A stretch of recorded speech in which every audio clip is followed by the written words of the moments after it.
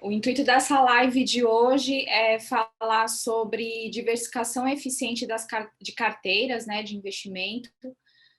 Vou dar um panorama sobre como nós trabalhamos esse assunto como assessores de investimento, né? Todos os profissionais que distribuem investimentos, que falam de investimento com o cliente, têm que ter esse tema muito vivo, né, na cabeça, principalmente depois do mês que nós tivemos de março, né, onde a gente teve muita oscilação no mercado, e esse assunto veio muito à tona, né? Então, isso é um dos passos, né, que um alocador, né, que um assessor de investimento, que um profissional precisa seguir para montar uma carteira para o cliente, né? E aí eu vou mostrar um pouquinho para vocês.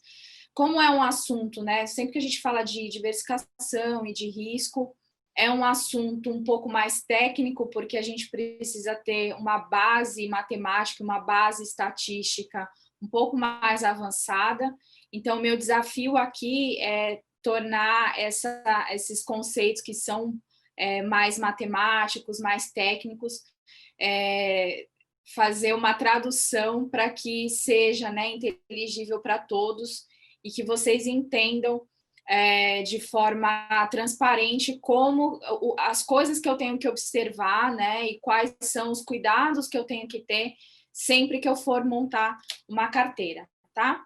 Então, essa é a nossa esse é o nosso tema de hoje, né? Pois a imagem é emblemática, né? Que todo mundo fala, não vamos colocar todos os ovos numa cesta só, né? E aqui eu fiz cada ovo de uma cor, né? Coloquei cada ovinho de uma cor.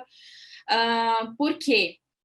Às vezes a gente cai na falácia de que basta que eu tenha diversos ativos na minha carteira, né, que eu compre diversas ações, diversos fundos de investimento, basta fazer isso para que eu tenha uma boa diversificação de carteira.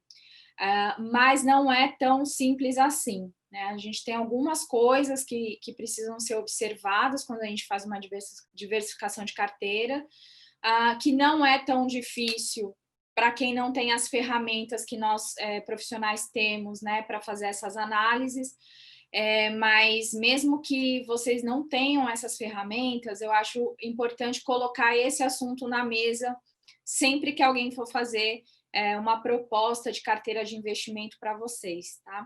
Então, vou mostrar como que é o nosso processo lá na Conceito, e que é um processo que basicamente todo profissional deveria seguir, tá? Então, quando eu estou falando de risco, né, eu estou falando de um mundo de probabilidades, porque no mercado financeiro, a gente sempre está tentando adivinhar o que vai acontecer, né? E quem adivinha melhor é quem se sai melhor. Então, a gente tenta ali, todos os financistas querem ter ali uma bola de cristal. É claro que ninguém tem uma bola que acerta 100%, né? Não consegue fazer uma projeção que acerta 100%, porque senão a pessoa já estava rica, não estava nem mais trabalhando, né? Estava vivendo de renda. Mas o nosso desafio diário é olhar para o que já aconteceu, né, que são as rentabilidades passadas, né, os comportamentos, olhar os gráficos, olhar a relação de impacto entre um ativo e outro, com o que já aconteceu, para, dado o que já aconteceu, a gente tentar adivinhar o que vem pela frente. Então, tem muitas pessoas que falam assim, né? Porque a gente vive falando, poxa, a rentabilidade passada não garante rentabilidade futura. Isso é verdade, né? Não é porque um ativo rendeu muito bem no passado que ele vai render muito bem futuramente também. Mas a informação de como ele se comportou no passado é uma informação muito relevante para que eu tente entender como que vai ser o comportamento deste ativo no futuro, né? E aí eu consigo fazer simulações, né? Dado o que já aconteceu, consigo fazer simulações. Poxa, se o dólar for para R$ 6, se a taxa de juros cair a 2, né? Então eu consigo ali matematicamente fazer um modelo que eu consigo entender qual que é o comportamento esperado do ativo, né? A gente fala esperado porque, dado o que aconteceu lá atrás, a gente espera que ele se comporte de determinada forma quando eu tiver um impacto qualquer, né? Como eu falei, taxa de juros ou dólar, tá? Mas isso não é 100% de certeza que vai acontecer, tá? Então, a estatística, ela é uma ciência que ela trabalha em cima do que foi observado para tentar fazer uma inferência do que vai acontecer no futuro, tá? Quando a gente está falando de risco e retorno esperado, é estatística pura, tá?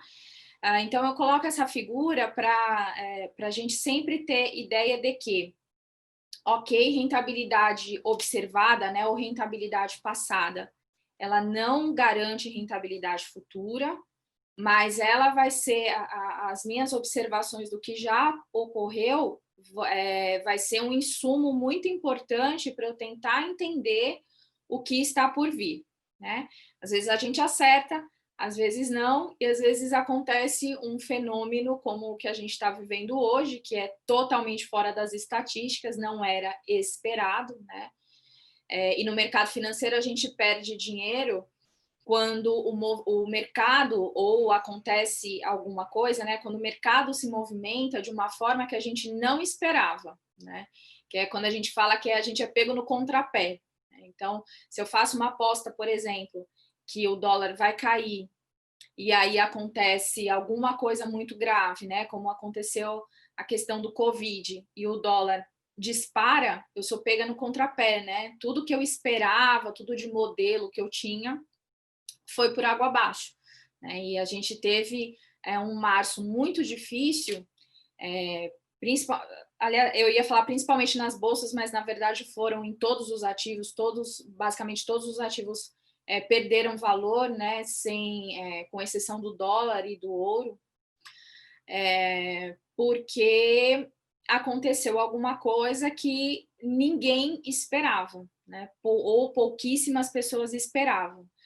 Isso é o famoso cisne negro, né? Que o Nassim Taleb escreveu um livro sobre, né? Que são eventos que estão fora do nosso radar, né? Que são muito improváveis de acontecer e que, quando acontecem, pegam o mercado todo no contrapé, né? Então, a gente já tem um pessoal que segue muito Taleb, a gente chama dos talebianos, né, que geralmente são as pessoas que têm um olhar um pouco mais pessimista, e esse pessimismo vem desta teoria de que, de tempos em tempos, aparece um cisne negro, né, e é uma coisa que ninguém estava esperando, que você, olhando para o passado, você não poderia prever um movimento desse, e isso fica bem claro para a gente, né, se a gente olhasse para o passado, não era olhando o que aconteceu com dólar, com a bolsa, que eu ia entender, né, que eu ia conseguir prever o impacto de uma pandemia, né? Então, esses são assuntos esses são conceitos bastante interessantes e bastante importantes quando a gente vai montar uma carteira, tá? E aí, além disso, né, estou falando muito de risco, e eu noto que as pessoas confundem muito o conceito de risco, né? Muita gente acha que risco só está ligado ao risco de eu perder dinheiro, né? Então, quando que um ativo é muito arriscado? Quando tem a possibilidade de eu perder dinheiro, de eu perder principal, né? Mas isso é um erro conceitual que faz com que a gente tome algumas decisões de forma errada, né? O conceito de risco, né, o risco, ele nada mais é do que a incerteza, né, do que a falta de previsibilidade que eu tenho com relação ao comportamento de um ativo, né, de uma ação, de um fundo de investimento, tá? Então, assim, não importa se o fundo sempre rende positivo, ou a ação sempre está rentabilizando positivamente ou negativamente, né? Quanto mais incerteza sobre o futuro daquele ativo, mais arriscado ele é, tá? Vou dar um exemplo, né? A gente tem de um lado a poupança, vou pegar a poupança antiga, tá? Para ficar mais fácil. Poupança antiga, ela rende, aconteça o que acontecer, ela rende 0,5% ao mês mais TR. TR está zerada desde ano retrasado, mas pela regra é 0,5% mais TR. Né? Então, vejam, né, que eu tenho uma previsibilidade grande sobre a rentabilidade da poupança, né? Pelo menos a antiga. Eu sei que aconteça o que acontecer, ela vai render 0,5% mais a TR. A TR não é muito relevante, então eu tenho uma previsibilidade aí boa de como que vai se comportar a minha poupança antiga, né? Agora, se eu pegar uma ação, qualquer ação, vamos pegar a Petrobras, né? Se eu perguntar para quem tem Petrobras, né? Quanto que você acha que ela vai estar valendo no final do mês, né? Ou daqui a 30 dias? Se eu pegar uma amostra de várias pessoas que têm Petrobras, cada um vai me falar um número, né? E provavelmente nem todos vão acertar, como cada um vai falar um número, né? Nem todos vão acertar e provavelmente muita gente fique muito longe do que acontece com Petrobras, né? Por quê? Porque pode dar algum problema, como deu também em março, né? Março foi um mês muito, muito atípico, né? A gente teve problema lá com o pessoal da OPEP+, né? Com os países da OPEP+.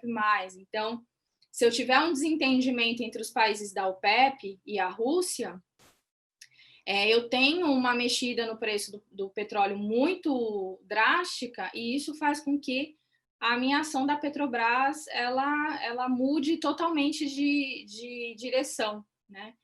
Então, a gente pode ver, né, as ações, tem dia que elas fecham o mercado positivas, tem dia que fecham negativa, né? Então eu não tenho muita certeza do que acontece com elas, né? Eu não tenho muita previsão. Então, essa é a grande diferença, né? Então, eu posso realmente ter uma ação, vamos colocar um exemplo aqui, uma ação que só sobe, mas se eu não sei quanto que ela sobe todo dia ou todo mês, eu também tenho uma incerteza aí, né? Eu não tenho previsão exata de quanto que ela vai subir, né?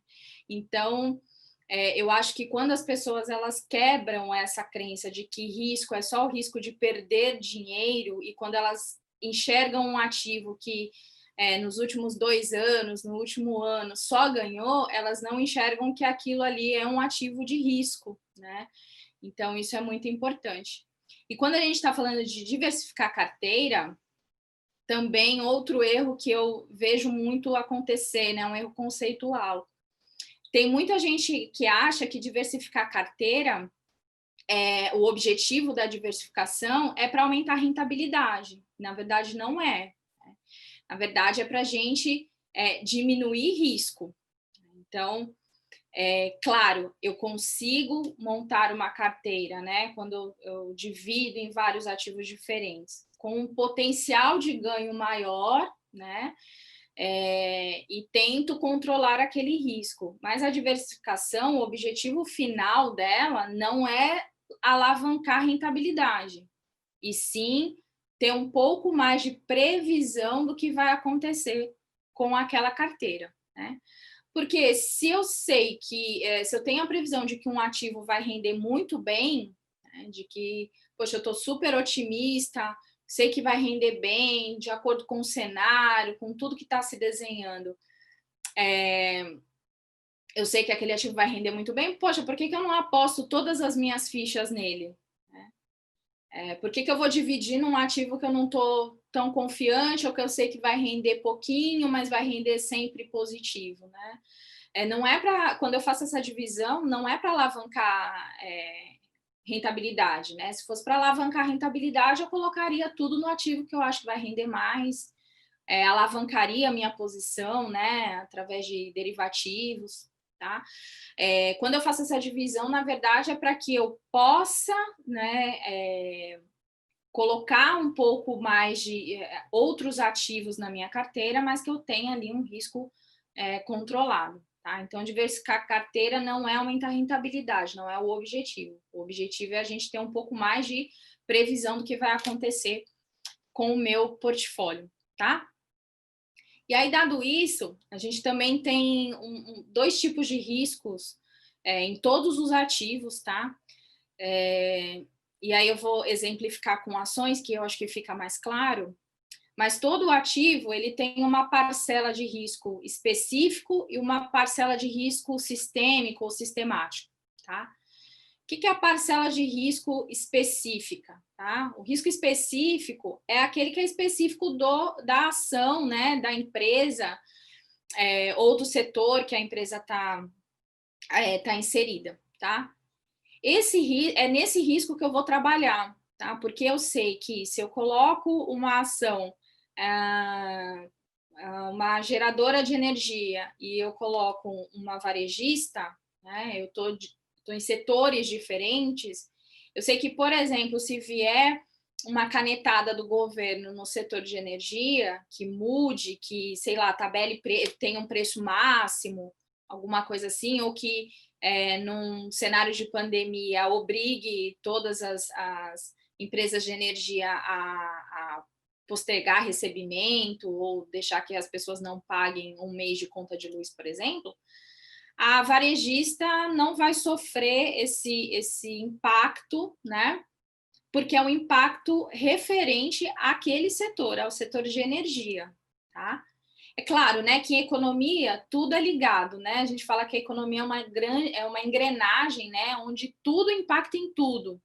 Algumas coisas impactam de uma forma mais forte e outras coisas impactam de uma forma mais tranquila, né? Mas é um efeito dominó, né? Onde eu tenho uma referência circular que uma coisa vai impactando na outra e eu chego de novo no meu ponto inicial, né?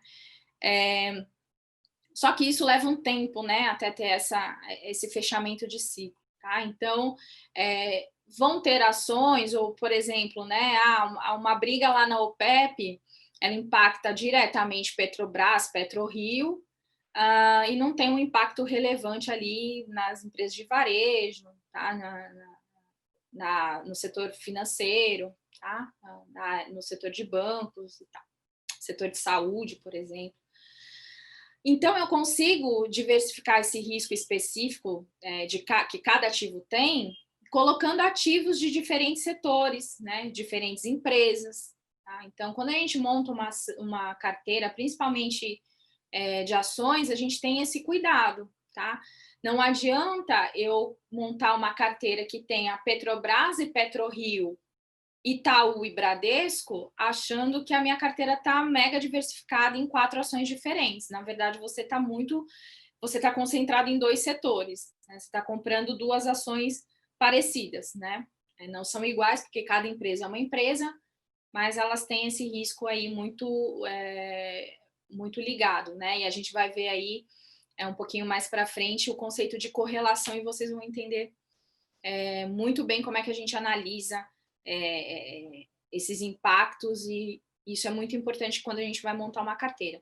E isso serve para fundos, isso serve para títulos. Poxa, um título que é atrelado a IPCA, como é que ele se comporta com relação a um título pós, né, ou um título pré. Tudo isso a gente olha, tá? Então, isso serve para todos os ativos. E aí eu tenho o risco sistêmico, né, ou alguns chamam de sistemático, que é um risco em que todos os ativos eles estão expostos. Tá? Então eu dei o exemplo que está muito, né, está sendo muito falado, né, que é o que a gente está vivendo atualmente, que é a pandemia de Covid. Né? O impacto dessa pandemia, ela mexeu com ela teve impacto sobre todos os ativos, né? Então não é porque eu sou da área, que eu sou do setor de bancos, por exemplo, que eu não fui impactada. não é porque eu sou do setor de siderurgia que eu não fui impactado. Então, todos foram impactados, né? Quando o Trump posta lá um Twitter, né, que tenha uma informação relevante, ou tenha um posicionamento relevante dos Estados Unidos, isso impacta todo mundo, né? Então, o risco sistêmico é um risco macro, né, em que todos os ativos estão expostos. Esse é um risco que eu não consigo zerar, tá? Eu não consigo gerenciar esse risco, porque está fora da nossa alçada. Por mais que eu monte uma carteira diversificada em vários setores, com ativos de renda fixa, ativos com inflação, esse tipo de risco, né, o Covid, o Twitter do Trump, alguma mexida no dólar, ele vai impactar a minha carteira de qualquer jeito. Então, eu posso ter uma carteira com todos os ativos do mercado financeiro, que essa carteira vai ter risco. E por que eu digo que ela vai ter risco? Lembra que risco é igual incerteza, né? Então, quando é que eu tenho uma carteira que tem 0 de risco? Quando eu sei todo dia, né? Quando todo dia ela rende exatamente a mesma coisa, né? Ela não tem variação, tá? Então, isso seria uma carteira sem risco. Então, como eu montando uma carteira com muitos ativos, muito bem diversificados, com renda fixa e tudo mais, mesmo assim eu vou ter uma variação entre rentabilidades diárias da carteira, né? Então, eu vou ter sim um nível de risco, né?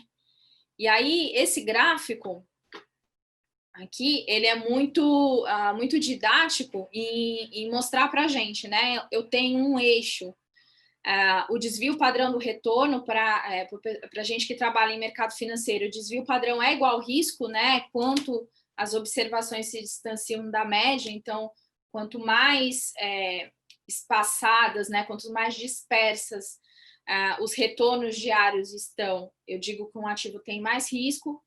Quanto mais juntinho eles estão, né? Ou seja, rende muito próximo um dia do outro, né? O rendimento de um dia é muito parecido com o do dia anterior e assim sucessivamente. Eu tenho ativos de desvio padrão baixo, né? Então, o desvio padrão para a gente no mercado financeiro é igual a risco, é igual a incerteza, tá? Então, assim, quanto mais ativos eu tenho na minha carteira, que é essa linha vermelha que está no gráfico, não, desculpa, então num eixo eu tenho ali o risco, né? Então, quanto mais para cima eu estou nesse eixo, mais arriscado, mais risco eu tenho, mais incerteza eu tenho. E no meu eixo horizontal, eu tenho o número de ativos na carteira, ou seja, quanto mais para a direita eu vou, mais ativos eu tenho na minha carteira, tá? E aí essa linha vermelha diz para a gente que quanto mais ativos eu vou colocando na minha carteira, eu vou conseguindo baixar o meu nível de risco, eu vou conseguindo baixar o meu nível de incerteza com relação à rentabilidade. Mas chega num nível, que é essa linha tracejada aí, que eu não consigo mais diminuir, tá? Eu não consigo cruzar essa linha tracejada. A minha linha vermelha ela não vai para baixo da tracejada. Ou seja, por maior que seja o esforço, eu sempre vou ter um nível de risco sistêmico, tá? Como que o ativo, como que a carteira se comporta com relação a variáveis macroeconômicas, tá? Então, quando o dólar mexe, quando a taxa de juros mexe, tá? Como é que como é que vai ser o comportamento desse ativo ou dessa carteira, tá? Então, aí já fica claro para a gente que a gente não consegue ter uma carteira com 0 de risco, né? Sem risco sistêmico. Poxa, mas você não falou que a poupança rende todo mês 0,5%? Rende, mas pode acontecer de vir um decreto, alguma coisa assim, e mudar a rentabilidade da poupança, por exemplo, né? Então, em estatística, a gente nunca tem 100% de certeza sobre nada. O máximo que você pode falar é que você tem 99% de certeza, né? Nunca 100%. tá? Então, um evento, principalmente mercado financeiro, nunca é 100% certo, tá? E aí, aqui está uma matriz de correlação que lá na Conceito é o que a gente faz quando a gente, é uma das coisas que a gente olha quando a gente está montando uma carteira de investimento para o cliente, tá? A gente faz de 15 em 15 dias comitês de produtos, onde a gente analisa quais são os fundos que a gente vai recomendar, né, que a gente vai sugerir, quais são as ações, quais são os papéis e tudo. E aí a gente, sempre que monta uma carteira, a gente olha aqui para a matriz de correlação, o nosso sistema, ele nos dá essa informação, né, onde eu coloco todos os ativos e vejo qual é o comportamento de um ativo com relação ao outro. Ou seja, quando a bolsa sobe, o que acontece? Quando o Ibovespa sobe, o que acontece com a ação que tem na minha carteira? Ela sobe também? Ela cai? Eu não consigo saber o que acontece, né? Então, aqui eu destaquei três comportamentos, né? 3 correlações aqui para vocês, para ficar mais claro o que eu estou querendo dizer, né? Então, vamos olhar aqui, JBS, quando eu olho aqui, quando eu cruzo ela com Petrobras, né? Porque aqui pela cor eu sei que é Petrobras e pela ordem, né? A ordem que tem aqui na vertical é a mesma ordem da horizontal, tá? Então, quando eu vejo o comportamento de JBS com relação ao comportamento da Petrobras, eu vejo, né, que no passado, né, o comportamento dela foi inversamente proporcional, ou seja, quando a Petrobras sobe, geralmente, né, a JBS cai. E quando a Petrobras cai, geralmente a JBS sobe. Como é que eu sei disso? Porque tem um sinal negativo aqui na frente, tá? Então, toda vez que eu tenho correlação negativa entre 2 ativos, quer dizer que eles andam em direções opostas. Quando um cai, o outro sobe. Quando um sobe, o outro cai, tá? E esse númerozinho aqui, ele me dá o tamanho do movimento, né? Então, além de saber se quando um sobe, se o outro sobe também, se o outro cai, eu sei dizer qual é a magnitude do movimento, né? Então, aqui está me dizendo que se Petrobras subir 1%, geralmente, né, em média, dado que eu observei no passado, JBS cai 0,59%, tá? E o contrário também é verdade, né? Se Petrobras cai 1%, o JBS sobe 0,59%, tá? E aqui, ativos que têm correlação negativa são ativos que me ajudam na diversificação, né? Porque, de novo, diversificação é diminuir risco. Então, se eu sei que quando uma cair, a outra vai subir, vai segurar um pouco desse movimento de queda, quer dizer que eu estou protegendo um pouco minha carteira, tá? Diferente do que acontece aqui, por exemplo, com Lojas Americanas e Via Varejo, né? Esse é muito fácil de saber, né? Porque são 2 empresas de varejo, tá? Mas acontece às vezes em empresas de setores diferentes, né?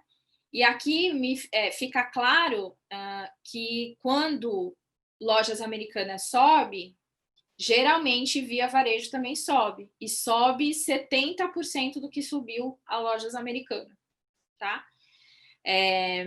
Então, vejam que se eu fizer uma carteira com Lojas Americanas e Via Varejo, eu não estou fazendo uma diversificação eficiente da minha carteira, porque elas se movimentam em sentidos iguais, né? Elas são proporcionais. Quando uma sobe, a outra sobe. Quando a outra, como uma desce, a outra desce também. Então, esse tipo de diversificação, ok, é uma diversificação porque eu estou diversificando entre 2 empresas, mas não é uma diversificação eficiente. A diversificação eficiente é quando eu coloco ativos negativamente correlacionados, ou, por exemplo, o que acontece aqui com Lojas Americanas e Sabesp. Eu não consigo dizer se quando Lojas Americanas sobe, a Sabesp vai cair ou vai subir, né? E o contrário também. Se Sabesp subir, o que acontece com Lojas Americanas? Eu não sei, porque a correlação delas é zero, ou seja, eu não consigo fazer nenhuma inferência sobre o comportamento de uma quando eu observo o comportamento da outra. Quando eu tenho correlações iguais a zero ou muito perto de zero, a gente diz que o ativo é descorrelacionado, né? Eles são descorrelacionados. E também ajuda, né, na diversificação. Quando eu tenho ativos que não são correlacionados, eu estou ali diminuindo o risco da carteira, tá? Mas o mais eficiente para a diversificação de risco é você colocar um ativo que seja negativamente correlacionado, tá? Então, em ordem do melhor para o pior, o melhor é o negativamente correlacionado, em segundo lugar, o descorrelacionado, e quando você está colocando dois ativos que têm correlação positiva, você não está fazendo uma diversificação muito boa. E quanto maior for esse número aqui, pior é a diversificação, né? Porque quer dizer que eles se movimentam exatamente da mesma maneira, né?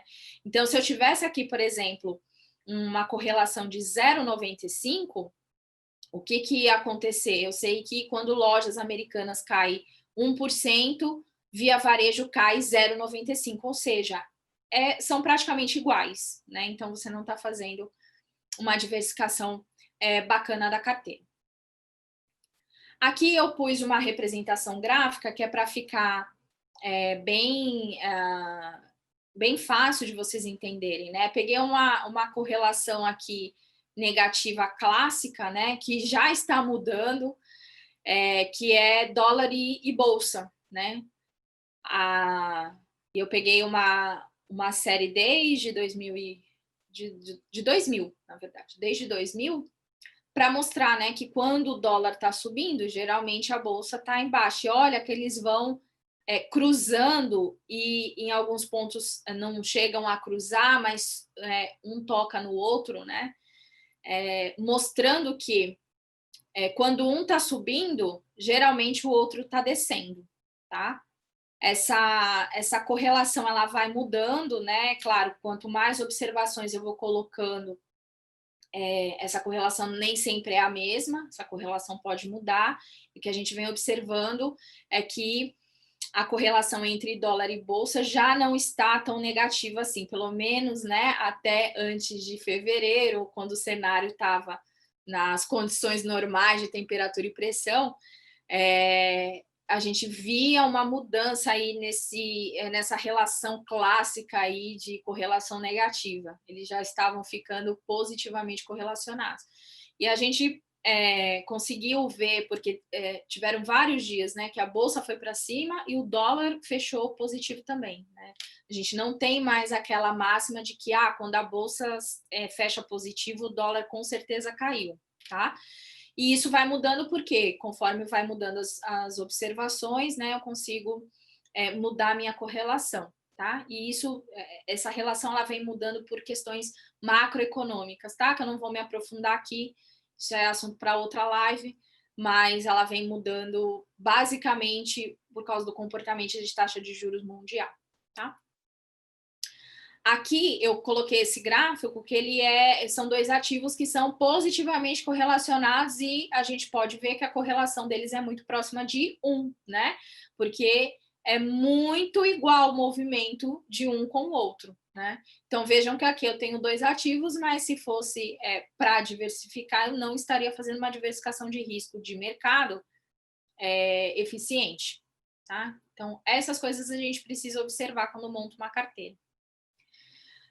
Tem outro assunto que tem entrado muito também em pauta, que é o risco de cauda, né? Que é o risco do cisne negro, que eu estava falando para vocês no começo da live, né? Esses riscos são difíceis de ser mensurados e difíceis de ser projetados, né? Então, quem geralmente pega todo mundo no contrapé, e o que a gente observou foi que todos os ativos caíram, né? Então a gente teve uma mudança tão brusca no mercado que nem quem era negativamente correlacionado conseguiu segurar, né? Então, caiu, praticamente todas as ações caíram, caiu a taxa de juros abriu, né? Então, ativos de renda fixa também caíram, caiu tudo, né? Então, num cenário extremo desse, né? Num cenário de cauda, ou seja, que a probabilidade de acontecer é muito baixa, essas relações elas ficam mexidas, né? Elas ficam diferentes.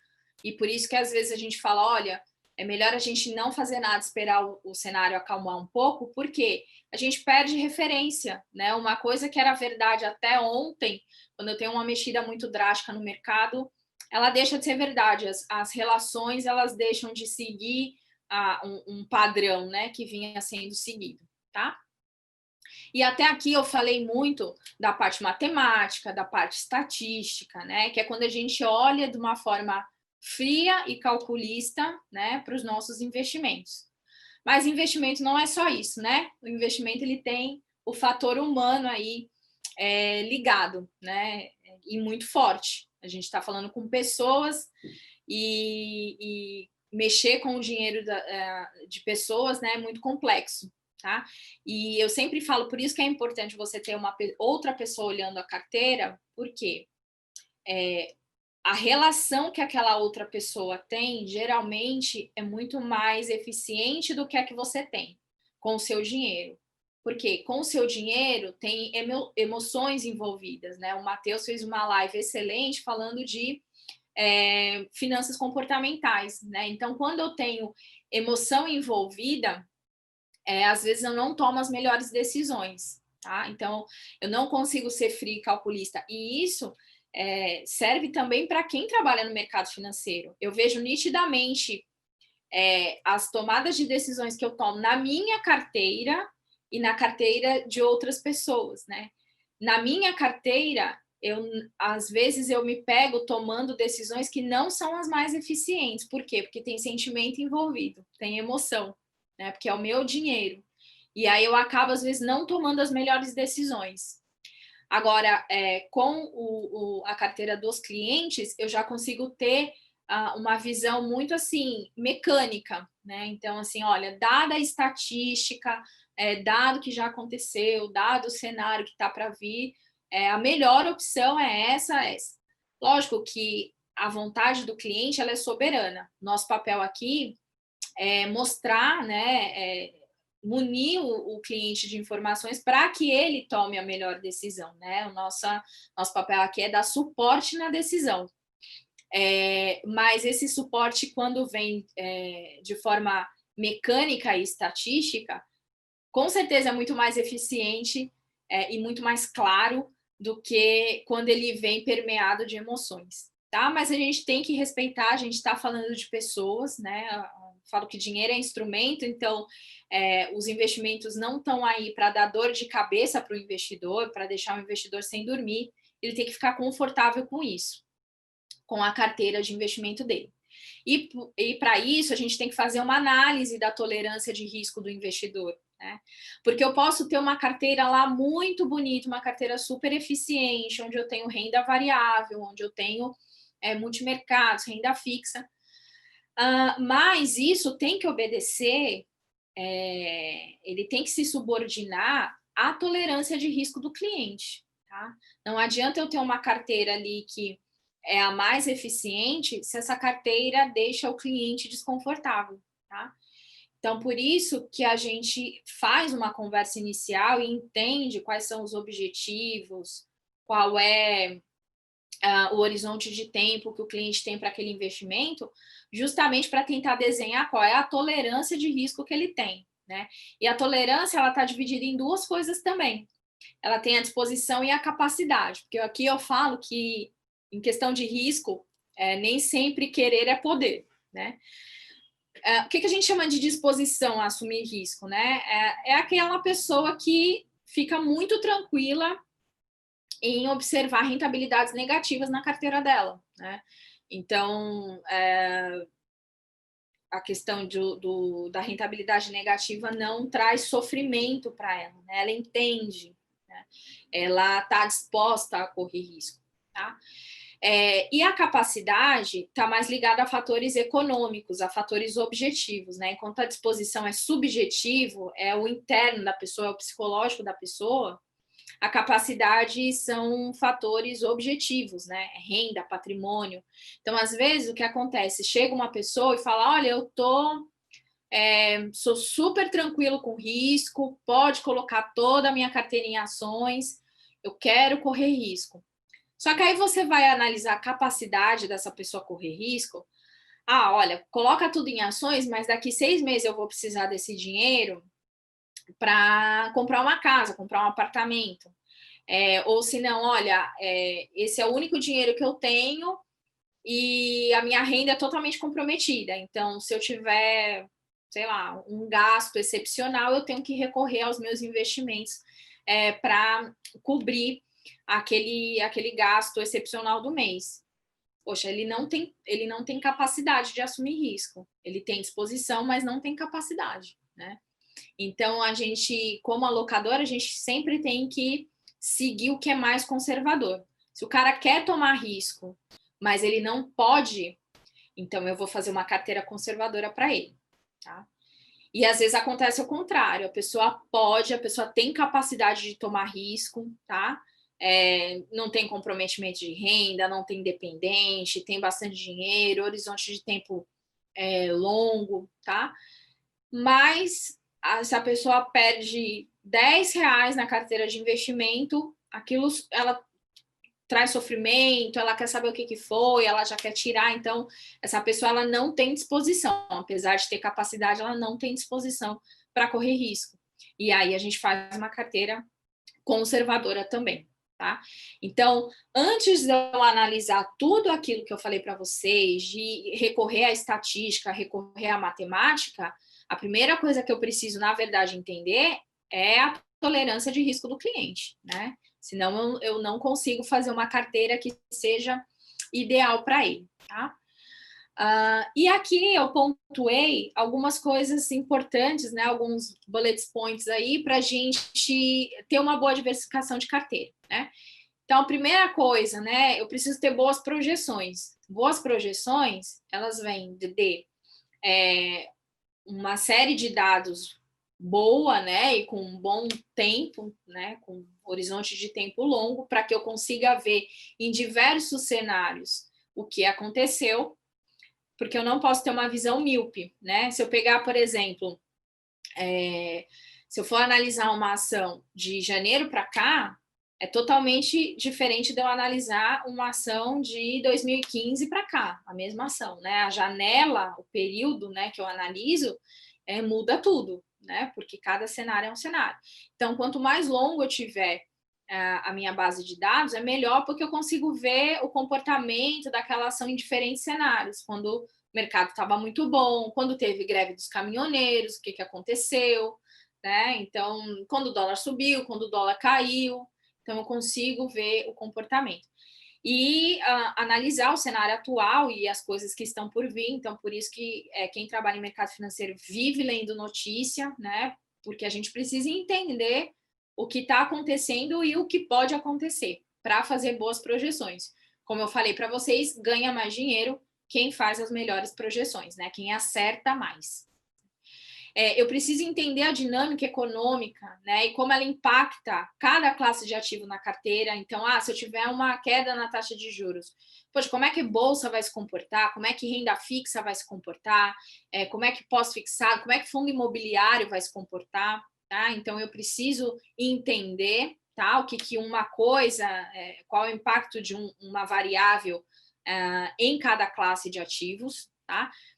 Para aí eu entender, né, e dependendo do cenário que eu tenho para frente, conseguir colocar ali minhas peças no tabuleiro de uma forma que eu consiga ganhar o jogo, né? Eu preciso entender a correlação entre os ativos, que é o que eu falei para vocês, né? É um passo muito importante quando a gente está montando uma carteira, é uma análise que a gente precisa fazer, né? Eu preciso conhecer o perfil de risco, o meu, né, quando eu estou fazendo a minha carteira, e a carteira de outras pessoas, né? Então, a primeira conversa sobre investimento geralmente é muito mais uma conversa subjetivo, um bate-papo, eu entender a família, entender os objetivos do cliente, tá? Para depois eu vim com a parte mais técnica, né, e mais matemática.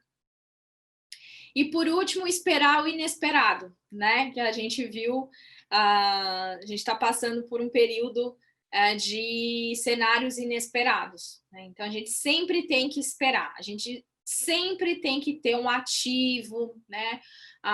E existem vários mecanismos para a gente conseguir se proteger do inesperado, tá? Alguns são mais caros, outros mais baratos, uns protegem melhor, outros não, né? Isso é um pouquinho mais difícil, né? Requer um pouco mais de conhecimento com relação aos produtos, mas é sempre importante, né? Então, uma coisa que a gente já vinha fazendo lá desde janeiro, finalzinho de dezembro, começo de janeiro, foi colocar não, né? Sugerir para os clientes, né, que eles colocassem ouro e dólar na carteira, né? Porque naquela época estava aquela confusão. Eu falo naquela época, parece que faz 10 anos, né? Não, foi há 3 meses atrás, 4 meses atrás. Mas o assunto que estava mais em voga aí era a questão da guerra comercial entre Estados Unidos e China, né? E isso despertou uma luz amarela para a gente, porque a gente pensava assim, poxa, se esses caras começarem a brigar, e se essa briga começar a ficar feia, né? A gente nem esperava nada de pandemia, mas foi um alerta, né? E quem fez, né? Quem se protegeu, conseguiu aí segurar um pouco dessa queda de fevereiro e março, né? E o ruim dessa questão de esperar o inesperado é que nem muitos gestores falam, né? O guarda-chuva a gente tem que comprar em dia de sol, né? Não em dia de chuva, porque se a gente for correr atrás dele no dia de chuva, ele tá muito caro, né? Então essas proteções elas custam, né? Elas têm um prêmio que a pessoa precisa pagar, né? Então você tem que se proteger quando o mercado tá bom, né? Se você quer se proteger de uma queda, você tem que se proteger não quando o mercado já caiu, você tem que se proteger antes dele cair, tá? E sempre esperar, porque de tempos em tempos, né, acontece um cisne negro aí na nossa vida, né, de mercado financeiro.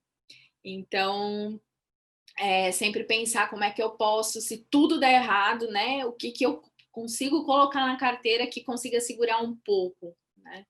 E isso também vai depender de cliente para cliente, de carteira para carteira, né? Não é uma receita de bolo que serve para todo mundo, tá? E aí que a gente entra, né, nessa arte de fazer a alocação, respeitando tanto a estatística, né, quanto a subjetividade do cliente. E é isso, gente. São esses pontos, né? Deixa eu até voltar aqui. São esses pontos importantes que vocês precisam observar na diversificação de carteira, quando estiver montando, quando estiver conversando com um profissional, né, sobre a sua carteira,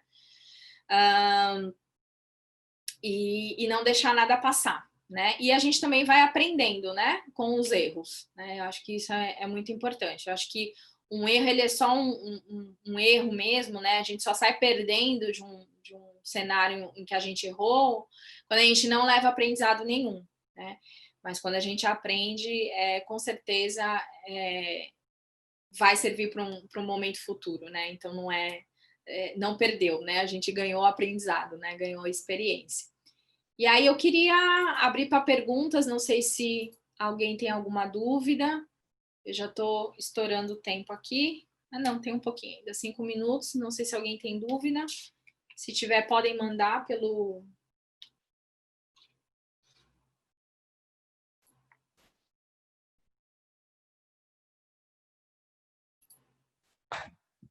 Lucas, levantou a mão?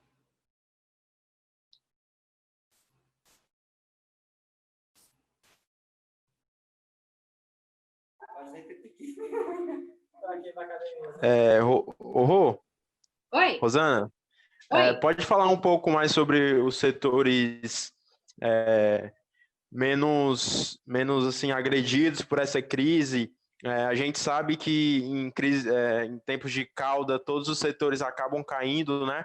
Uhum. Mas tem algum setor específico que tem menos volatilidade, que a gente pode acabar alocando um determinado valor nessas épocas? Obrigado. Você diz em ações, né? O que a gente tem que pensar assim, né? Ações, elas são participações de empresas, né? Então, o que a gente tem que pensar principalmente nesse cenário extremo que a gente está vivendo, né? Quais são as empresas, né? Quais são os serviços e produtos que as pessoas não vão deixar de consumir. Né? Então, a gente vê que praticamente todos os setores foram negativamente impactados, né, pelo cenário que a gente está vivendo, mas o que aconteceu? Todo mundo foi para o supermercado, farmácia, né? Ninguém vai deixar de consumir energia elétrica, né? Claro, acaba reduzindo um pouco porque tem algumas fábricas que pararam, né? E aí deixam de consumir, mas é uma coisa que é diferente de vestuário, que ninguém está comprando roupa há um mês, né? Ninguém vai ficar sem usar luz um mês, ninguém vai ficar sem saneamento um mês, ninguém vai ficar sem mercado, né? Então, quanto mais necessário for o produto e o serviço, menos ele oscila, né? Então, isso no viés da demanda, né? E aí eu também tenho que ver, a empresa é muito dependente do mercado interno, é muito dependente do mercado externo, né? Então, antes de ter o lockdown aqui no Brasil, as empresas que dependiam totalmente não, mas em maior parte do mercado interno estavam sofrendo menos, né, do que as exportadoras, porque o mundo já estava fechando e o Brasil ainda não, né? Então, isso também vai depender de cenário, né, do que está acontecendo, se está bom aqui ou se está bom lá fora, mas, basicamente, produtos que as pessoas não deixam de consumir independentemente do cenário são empresas menos cíclicas, né? Então, é sempre fazer essa reflexão, né? O que eu não vou deixar de consumir, o que as pessoas não vão deixar de consumir. Tá? E aí é um ponto muito importante também, porque a gente vai ter um outro mundo depois que a gente sair de lockdown, né? Depois que as coisas se normalizarem, a gente não vai ter o mesmo mundo, né? A gente não vai ter a mesma dinâmica que a gente tinha antes da quarentena, né? Muitas coisas vão fechar, modelos de negócios vão mudar, né? Muita gente está tendo que trabalhar home office, eu sou uma das que estão trabalhando home office há um mês, né? Então a gente teve que se reinventar e são mudanças que elas não voltam exatamente para o mesmo lugar depois que as coisas se normalizam, né? Então processos começam a ser antecipados, processos de mudança, né? Na segunda-feira mesmo, o Ney do Alasca estava falando, né, que o pessoal do ensino à distância, as empresas de ensino à distância, ele estava falando da Cogna, que tiveram que acelerar alguns processos que já estavam no pipeline delas, mas pelo cenário tiveram que acelerar. Então, quando as coisas se normalizarem, elas não vão ter mais o modelo de negócio que elas tinham antes, elas vão ter outro, mais eficiente, né? Que precise menos de interação pessoal, né? E geralmente são processos mais baratos, né? Porque você não precisa comutar para ir até a faculdade, até o trabalho, né? A gente, por exemplo, sempre está falando com gestores. Geralmente os gestores vinham até nós, vinham até Fortaleza, né? Agora eles estão falando por Zoom, né?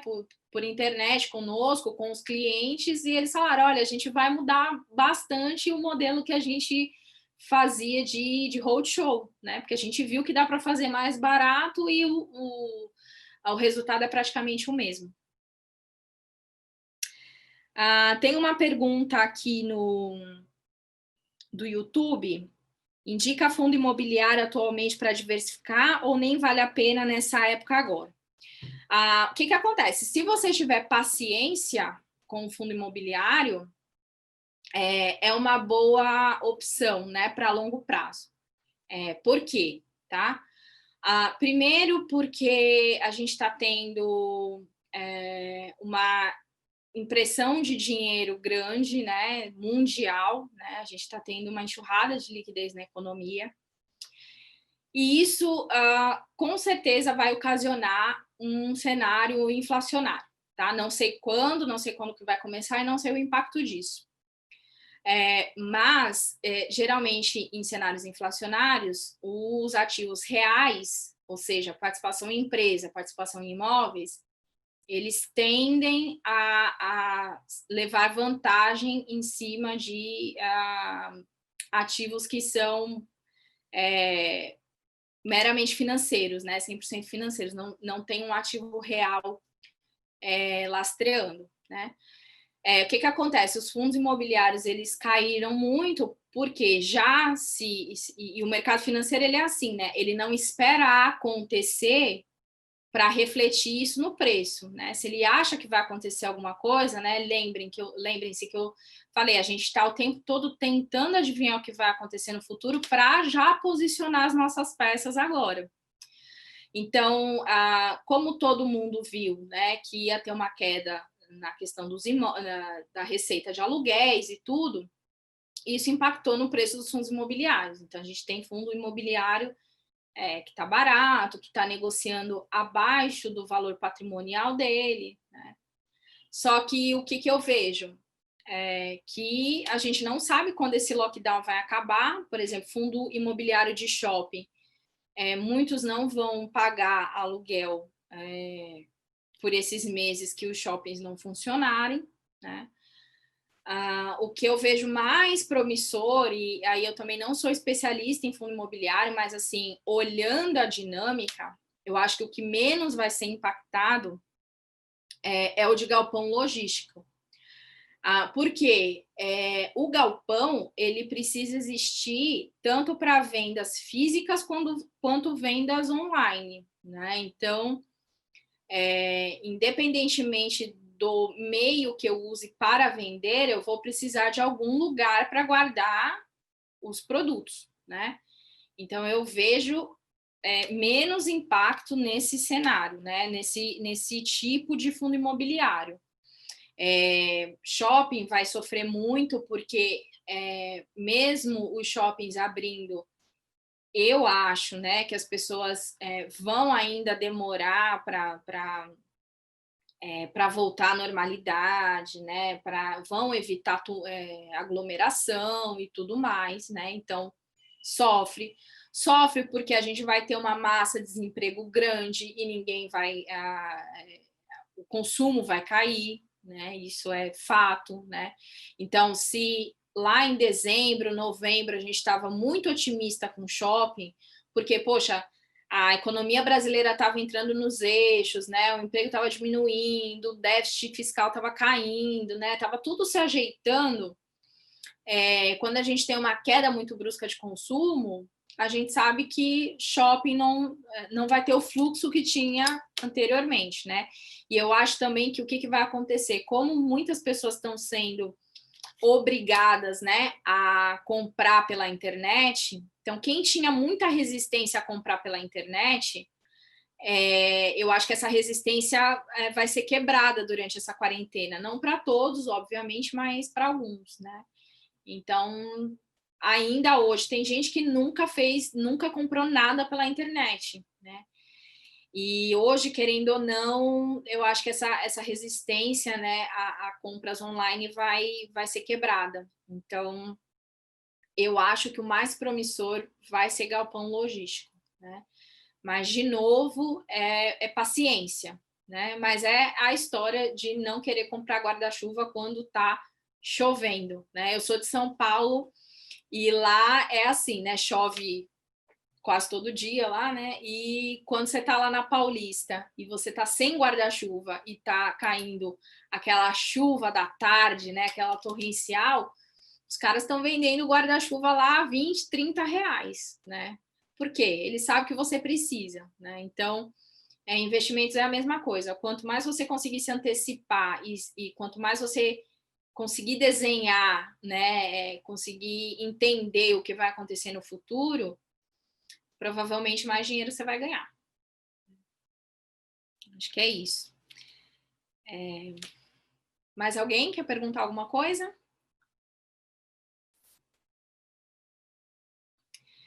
Então é isso, gente. A gente fica à disposição, tá? Quem quiser tirar qualquer dúvida, a gente está bem ativo nas redes sociais, né? Nosso Instagram, Conceito aí. Eu também tenho canal aberto, né? Quiser mandar um e-mail, quiser falar com a gente, nós estamos à disposição. Eu e toda a equipe da Conceito, né? Esperamos que tudo volte à normalidade o mais breve possível para que a gente possa receber nossos clientes no nosso escritório, fazer visitas, né? Tá com o contato ali olho a olho. Bom, a gente está à disposição. A gente está fazendo live 2 vezes por semana. Então, segunda-feira a gente já tem outra live. Se eu não me engano, é sobre fundo imobiliário. Então, vocês vão deixar de escutar uma palpiteira aqui sobre fundo imobiliário para escutar quem é realmente especialista, né, no ramo. E aí a gente está mantendo essas lives para manter o contato com vocês, para que vocês tirem dúvidas. A gente sabe que esse cenário traz muita ansiedade, né? Mas vocês não estão sozinhos, tá bom? Podem contar com a gente e obrigada aí pela audiência.